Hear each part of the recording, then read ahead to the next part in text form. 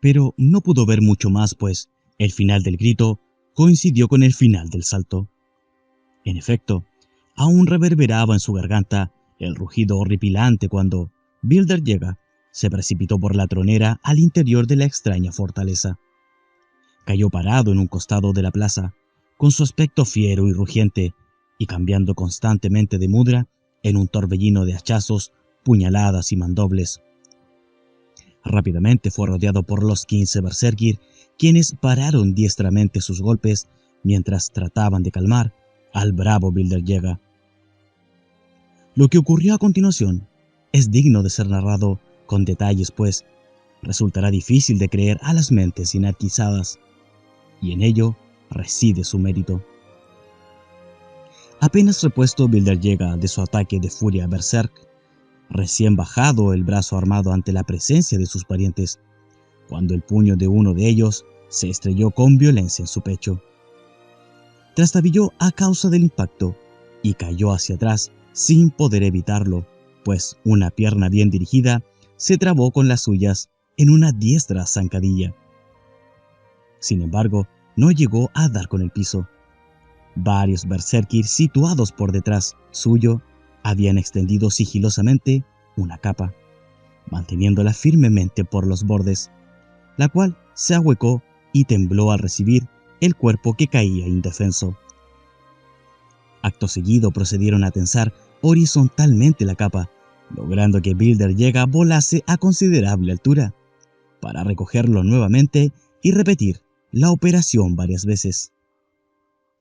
El manteo se realizaba entre carcajadas y pullas de todos los berserkir, quienes exteriorizaban de esa ruda manera la salvaje alegría que sentían por la hazaña del joven guerrero que había cruzado el Hel, dando un grito más profundo que el abismo.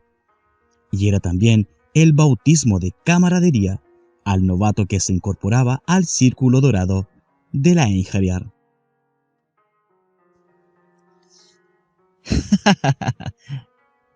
Reía la castellana, transformada irreconociblemente en una señora de la guerra. Os habéis convertido en un oso, Builder Jagger, en un joven oso furibundo y rugiente. Sí, afirmó otro de los guerreros.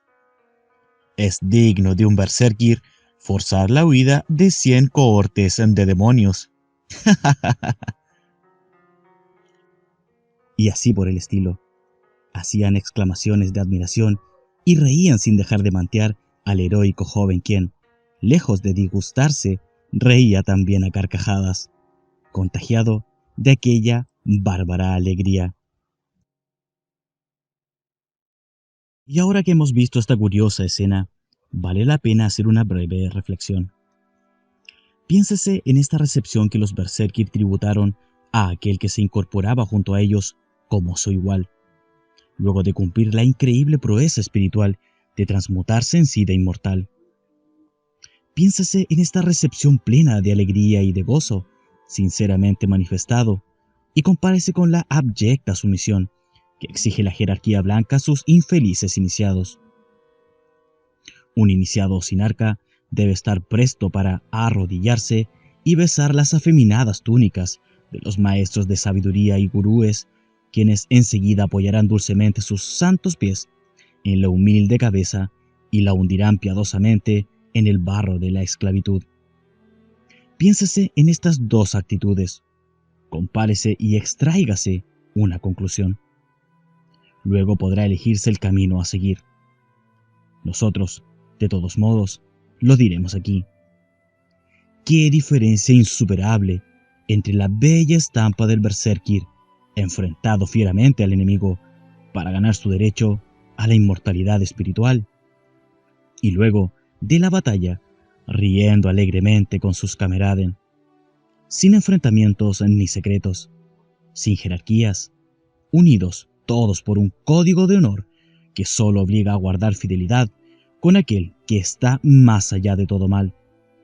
¡Qué diferencia!, decimos, entre estos gallardos guerreros y los sombríos iniciados de la sinarquía, organizados en base a una escala de terror que los humilla con 1000 perversidades y les exige muy pocas pruebas iniciáticas, de las cuales quizá la más pintoresca sea la desfloración del trasero, por la que todos se ven obligados a pasar, con mayor o menor alegría. Pero regresemos a la Arquémona y contemplemos la culminación de la iniciación berserkir de Bilder Jega. Desde el interior de la fortaleza, en la plaza, podía comprobarse que las paredes del recinto seguían un plano perfectamente octogonal. En cada uno de los 8 muros, una espada resplandeciente brindaba sobrada iluminación. Y, aun cuando desde afuera Bilder Jega viera que el techo lo constituía una maciza bóveda de piedra, levantando la vista se apreciaba claramente una porción del firmamento estrellado, en el cual se destacaban extrañamente 5 estrellas verdes que formaban círculo en torno a un sol negro, apenas perceptible. Justamente desde el cielo habían ingresado unos segundos antes 3 inquietantes presencias. El Sida Baldur, uno de los haces divinos, venía en representación de Wotan a celebrar el Minedrinken, la ceremonia donde se bebía el hidromiel y donde eran los dioses, y no los débiles hombres, quienes hacían votos. En esa ocasión, Baldur se comprometía a guiar carismáticamente los pasos futuros de Bilder Jega, quien, por decisión propia, retornaría con los restantes berserkir al Vatlas para continuar durante otros 17 años y medio, trabajando en la Einherjar por el bien de la raza. Acompañaban a Baldur las valquirias Sigune y Exuas, portando una la bota de hidromiel y la otra los vasos de oro transparente. Luego de distribuir los vasos, en los que Sigune escanció generosas dosis, los 16 berserkir y el Sida Baldur procedieron a gritar ¡Hrim! En el momento en que chocaban las copas. Acto seguido, bebieron el contenido con respetuosa circunspección, y luego, cada uno destrozó la copa con un certero golpe de hacha. Nadie podría beber jamás en esas copas, ni trastornar de algún modo mágico el sentido sagrado del Minedrinken. Exuas recogió los vasos destruidos, pues aquel maravilloso metal, obtenido por procedimientos alquimistas, no podía perderse. En el Valhalla, hábiles forjadores lo aprovecharían para construir otros utensilios. Debemos ser prudentes al relatar aquellas partes de la historia secreta de la Thule Gesellschaft en las que intervienen los divinos Sidas hiperbóreos. Si no procediéramos así, correríamos el riesgo de profanar la sublime experiencia que significa acceder a las presencias y, lo que es quizá peor, daríamos al lector desprevenido una idea equivocada, novelesca o irreal, sobre el aspecto verdadero de los Sidas. Este es, a no dudarlo, el más terrible que imaginarse pueda, y solo los muy valientes logran enfrentarse cara a cara con quienes representan la esencia de la resolución. Un caballero del Graal, o un Kshatriya, o un guerrero berserkir, o un Jaina del Japón, o un iniciado Kaula, etc., tal vez estén preparados para tal encuentro. Pero, ¿quién más está dispuesto a rebelarse contra la tiranía del demiurgo, a emprender la ruta inversa que señalan los Sidas? Pocos, muy pocos, por cierto. Y si la mayoría de los Vidyas permanecen en la confusión, viendo el mundo a través de la máscara cultural, dominados por la estrategia sinárquica, no seremos nosotros tan ingenuos como para creer que sería de alguna utilidad una mayor profanación de los misterios. Pero no podemos tampoco dejar de afirmar que la presencia de los Sidas hiperbóreos constituye una experiencia real para aquellos que han purificado suficientemente su sangre, y no un símbolo o una mera figura literaria. Por eso, no agregaremos más detalles sobre los posteriores sucesos ocurridos luego del Minedrinken, hasta la partida del Cid a Baldur y las dos Valquirias. Minedrinken es solo una denominación germánica para la antiquísima ceremonia en la cual el hombre, iniciado o transmutado, le es dado compartir, por una vez, la bebida o el alimento de los dioses. En la India, la bebida sagrada se denomina Amrita, en Persia, Ahoma, en el Olimpo griego, Ambrosía, para los antiguos arios, Soma, para los germanos, Hidromiel, etc. Pero en todos los casos se trata de lo mismo.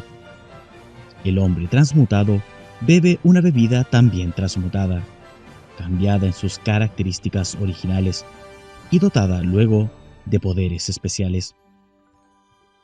Vulgarmente suele creerse que la bebida sagrada es una droga, consumida por sacerdotes e iniciados con el fin de abrir ciertos canales trascendentes por la vía de la narcosis o la intoxicación.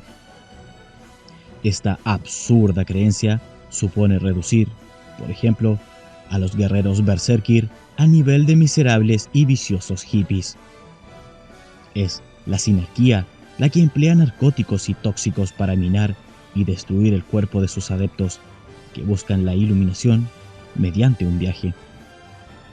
La sabiduría hiperbórea, por el contrario, se obtiene purificando la sangre, no envenenándola.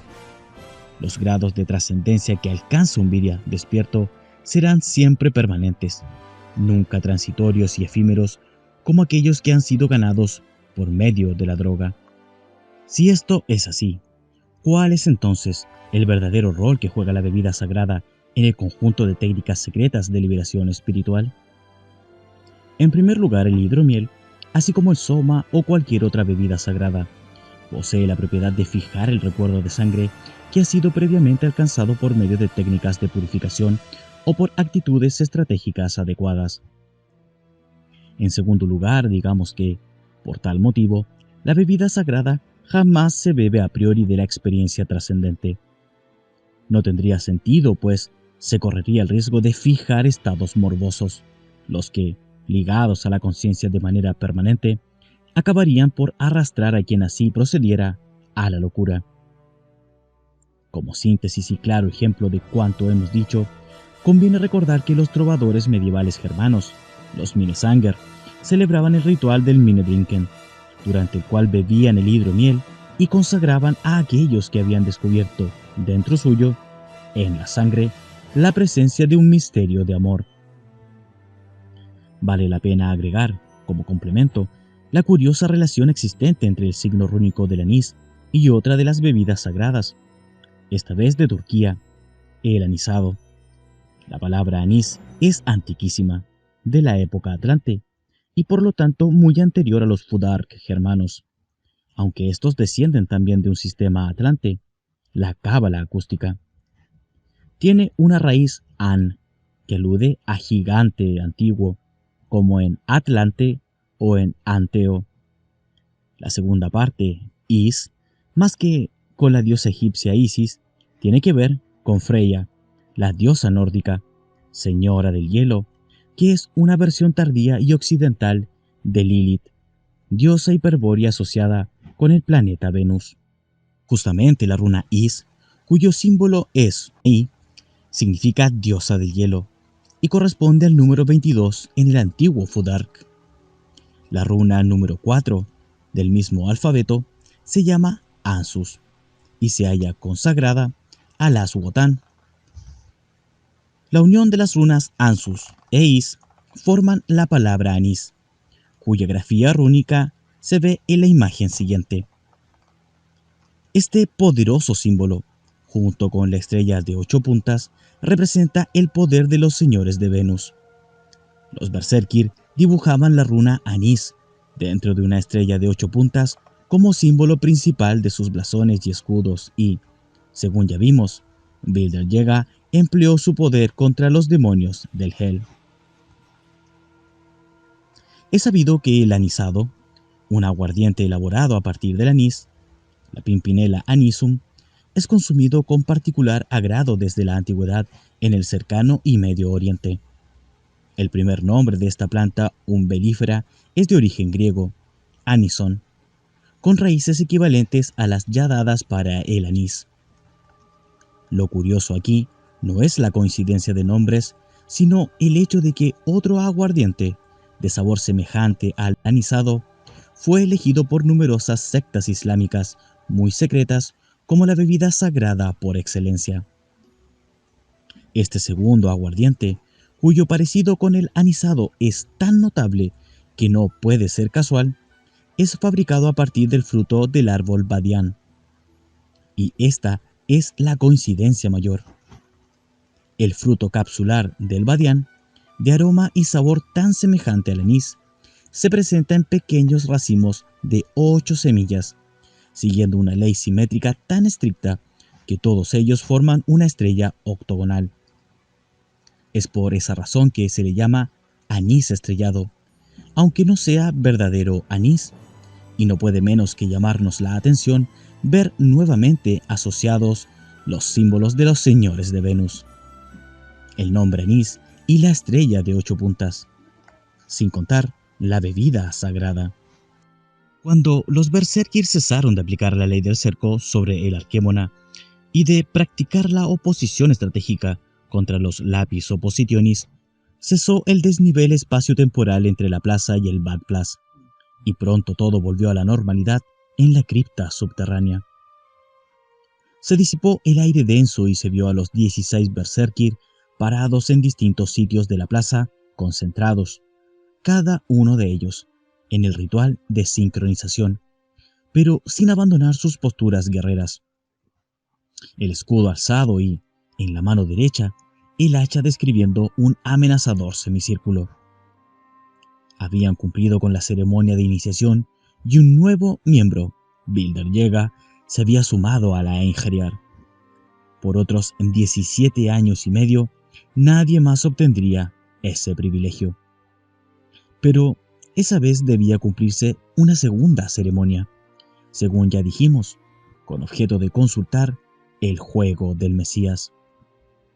Como el juego se basa en principios de sincronía, para alcanzar resultados significativos, es necesario que no se ejerza ninguna alteración espacio-temporal en su entorno. Es decir, no debe aplicarse la ley del cerco durante su operación. Por tal motivo, los berserkir, luego de comprobar que la sincronización había tenido lugar sin problemas y que ninguna sorpresa les aguardaba en el Bad Place, se dispusieron a preparar el juego para su uso. En el centro de la plaza, una columna soportaba a la maquette del pesebre. Junto a su base había una arca pequeña, la que permanecía vacía año tras año, salvo los fugaces momentos en que los berserkis operaban el juego y entonces cumplía su misión de guardar todas las piezas del camuflaje. La castellana comenzó a sacar cuidadosamente las delicadas estatuillas, que se hallaban fijadas al tablero por una delgada aguja, y a entregárselas a Bilder Llega, quien, suavemente, las colocaba en el arca. Al extraer las réplicas de la Virgen Madre y de José, el carpintero, la castellana procedió a oprimir con su dedo pulgar en la parte posterior de cada una, a la altura de la espalda. Inmediatamente se deslizó hacia adelante, saliendo por el tórax de ambas estatuillas una fracción tan hábilmente disimulada que fácilmente hubiese escapado a la más rigurosa inspección. Cada una de esas fracciones poseía una incrustación de marfil engastada con tal perfección que, al salir, dejaban tras de sí el hueco, la matriz exacta de su forma. Las piezas de marfil tan celosamente ocultadas eran 2 poliedros regulares de diferente número de lados. Estos cuerpos, junto con un anillo de marfil extraído de la boca de un aljibe en miniatura, constituían los 3 elementos arrojadizos del juego del Mesías. Al fin quedó solamente el tablero, pues todas las figuras del pesebre habían ido a parar al fondo del arca. Sin embargo, aún faltaba completar el desarme. Con movimientos precisos, la castellana despegó un borde de la cubierta de cuero que hacía las veces de piso del pesebre y fue arrollándolo hasta quitarlo completamente, dejando al descubierto una segunda superficie de cuero delicadamente grabada y pintada. Ahora sí, el juego del Mesías estaba listo para ser usado. Los poliedros de marfil exhibían extraños símbolos, grabados en cada una de sus caras y pintadas con esmaltes de colores. La superficie del tablero representaba básicamente un mapa de Europa y Asia, pero recargado con tal profusión de runas y símbolos mágicos que no resultaba reconocible como tal a simple vista. Sobre él caerían los poliedros y el anillo, detectando situaciones estratégicas por medio de la posición que ellos mostraran, la cual sería analizada e interpretada por los Berserkir. La castellana tomó su propio casco de cuero y lo giró dejando la parte hueca hacia arriba, a la manera de un enorme cubilete, a donde arrojó los poliedros y el anillo. Acto seguido, agitó el casco y luego lo entregó al Berserkir que tenía más cerca, quien también lo agitó y lo pasó a su vez, tal como indicaba el ritual, a otro Berserkir. Unos segundos después, luego de haber pasado por todas las manos, el casco regresaba a la castellana, quien se dispuso a efectuar la tirada. Cada Berserkir adoptó ese momento un mudra de guerra y, cuando los cuerpos de marfil volaron hacia el tablero, de sus 15 gargantas brotó al unísono Baldur, el nombre del SIDA que era centro carismático de la Einherjar, o SDA.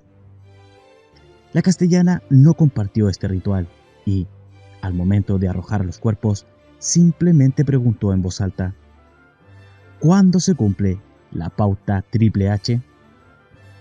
Rodaron los poliedros y el anillo hasta detenerse en distintos sitios del tablero. Puede decirse que mientras esto ocurría, la respiración parecía haberse cortado en los Berserkir, al tiempo que sus 16 pares de ojos seguían atentamente el movimiento de los cuerpos. Pero, cuando estos se detuvieron y dejaron determinada una posición, varias exclamaciones, algunos juramentos y maldiciones demostraron que la respuesta no era del agrado de los presentes. Para comprender tal reacción, hay que tener presente que el juego del Mesías era en realidad un detector sincronístico de estado, es decir, un instrumento táctico, un elemento de guerra.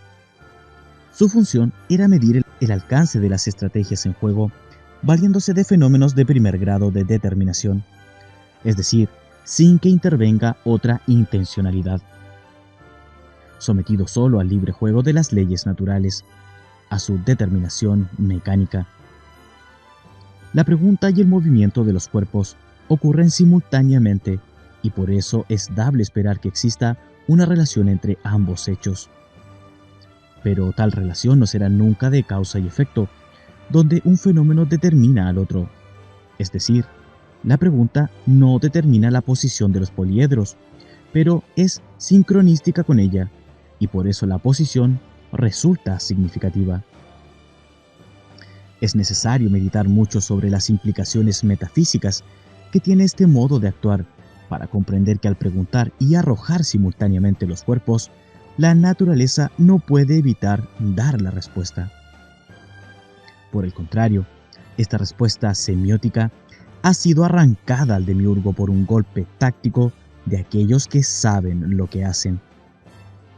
Solo los sidas o los virias despiertos, quienes dominan la más alta gnosis, pueden encarar una operación guerrera semejante, en la cual se pone a prueba la estrategia propia en abierto desafío a la estrategia enemiga.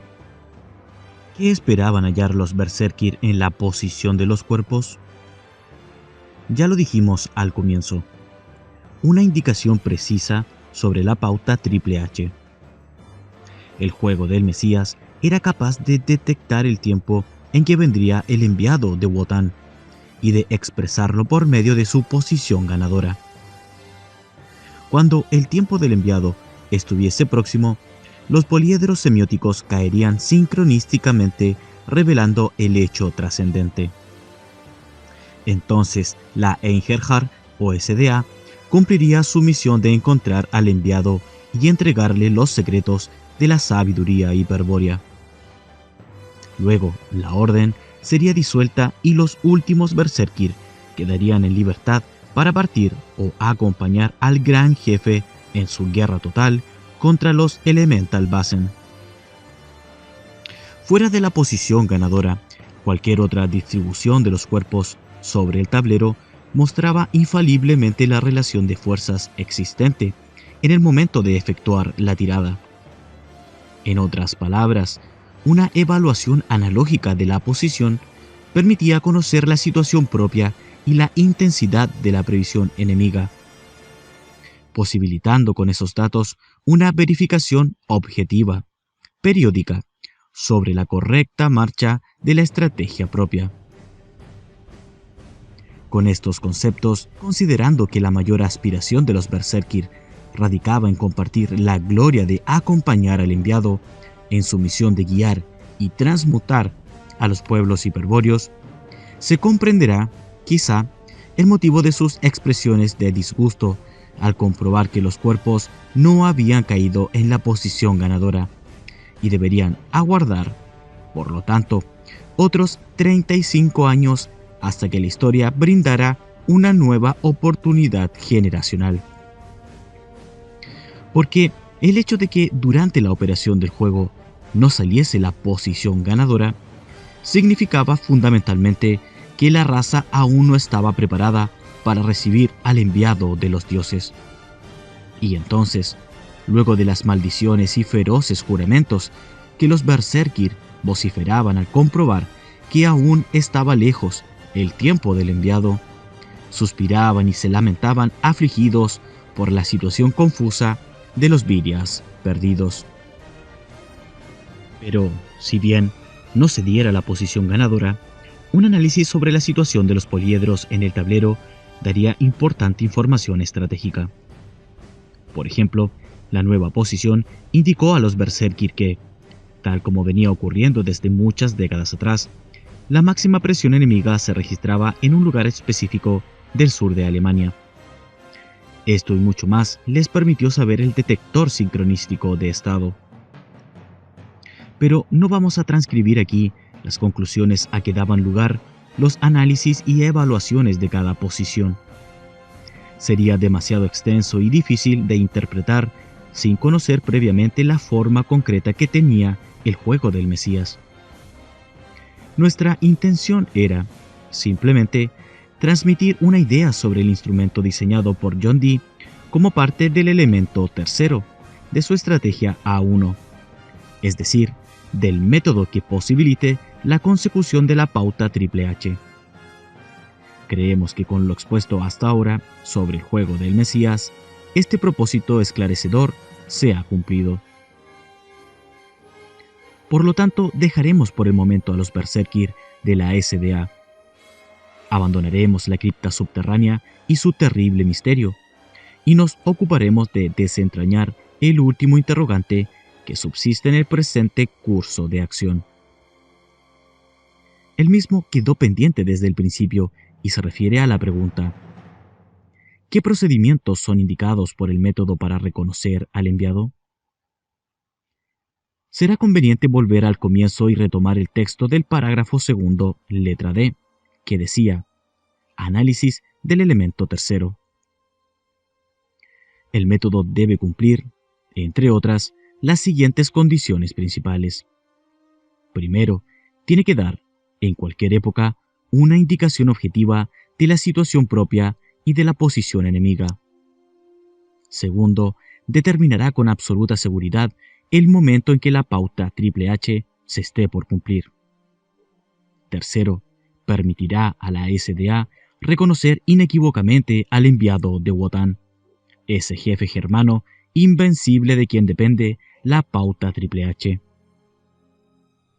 Según se ha dicho, el juego del Mesías permitía cumplir con las condiciones primera y segunda con absoluta precisión. En cuanto al punto tercero, ni John Dee ni Wilhelm von Rosenberg dieron con un modo de identificar al enviado que fuese confiable para ser aplicado en cualquier época. Si bien la posición ganadora revelaría con certeza que el tiempo del enviado ha llegado, nadie podría anticipar cuándo se produciría ese acontecimiento, que tal vez se encontraba varios siglos en el futuro. Esta incertidumbre impedía describir el perfil histórico del gran jefe y, por lo tanto, dificultaba el trazado de las pautas para su identificación. En 1589, poco antes de partir para Inglaterra, John Dee consultó a los Sidas sobre la tercera condición, empleando para ello el espejo de piedra de la princesa Papán. La respuesta obtenida, por su carácter enigmático y profético, causó una mayúscula sorpresa en John Dee, Wilhelm von Rosenberg y los 8 príncipes de la dinastía. En primer término, los Sidas afirmaban que el problema de la tercera condición estaba mal planteado, pues no correspondía a los Berserkir identificar al enviado, sino a éste demostrar que lo era. Luego continuaron diciendo que una estrategia racial podía fracasar si no se entendía correctamente el sentido de la tercera condición y que, recientemente, en tiempos de Federico II Hohenstaufen, de hecho una gran estrategia había fracasado por desinteligencias en torno a la misma cuestión. Estos sorprendentes argumentos llevaron a John Dee a repetir la pregunta y solicitar de los Sidas una respuesta concreta sobre el modo en que el enviado debería, entonces, acreditar su identidad. Como era previsible, esa insistencia no fue del agrado de los Sidas, quienes respondieron lacónicamente que en el siglo XIII, los Sidas enviaron a Gengis Khan las instrucciones para identificar al emperador universal. Dichas instrucciones están vigentes y el enviado Triple H será, sin duda, quien pueda leer correctamente el rollo de Gengis Khan. Y los Sidas se negaron a dar más información. Es difícil que alguien pueda imaginar el estado de alerta, la decisión por desentrañar el enigma, la firme resolución de conocer la verdad, cualquiera que ella fuese. En fin, la voluntad de superar el obstáculo que exhibían los 10 iniciados ante el misterio que representaba aquel rollo de Gengis Khan, del cual nadie había oído hablar jamás. En aquellos días de 1589, una febril actividad psíquica envolvió a los fundadores que trataban, a cualquier costo, de encontrar una respuesta y para ello recurrían a todos los recursos esotéricos disponibles. La estrategia A1 estaba lista para su ejecución, la que se iniciaba con la fundación de la dinastía y la búsqueda de los objetivos declarados, quedando solo por resolver la condición tercera del método. Pero, como todos los esfuerzos hechos para dilucidar el misterio resultaron entonces infructuosos, los planes se pusieron igualmente en marcha, aunque sin abandonar en ningún momento la investigación del enigma. John Dee y Wilhelm von Rosenberg esperaban hallar una pronta solución, pero las cosas no se dieron como ellos lo deseaban, pues recién a mediados del siglo XVII, durante la segunda generación de miembros de la dinastía, se reunió suficiente información como para encarar una búsqueda racional del misterioso rollo.